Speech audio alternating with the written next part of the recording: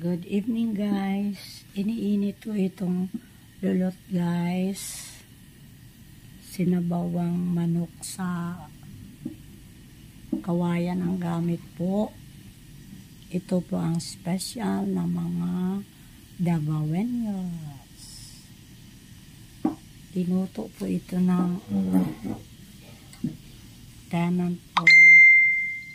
Galing po sa bukid si Habi. Ininit ko po. Siguro mainit na. I-off ko na.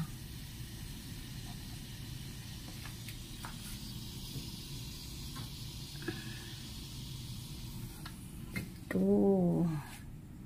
Ilalagay ko sa bowl.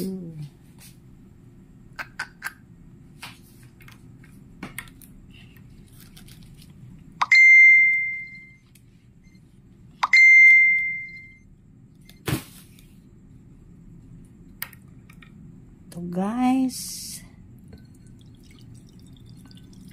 sinabawang manok, native manok. Ayan. Oh, wala nang laman. Sarap po ito guys, manamis-tamis ang sabaw. Ayan po, ito po ang ulam namin ngayong gabi. Thanks for watching.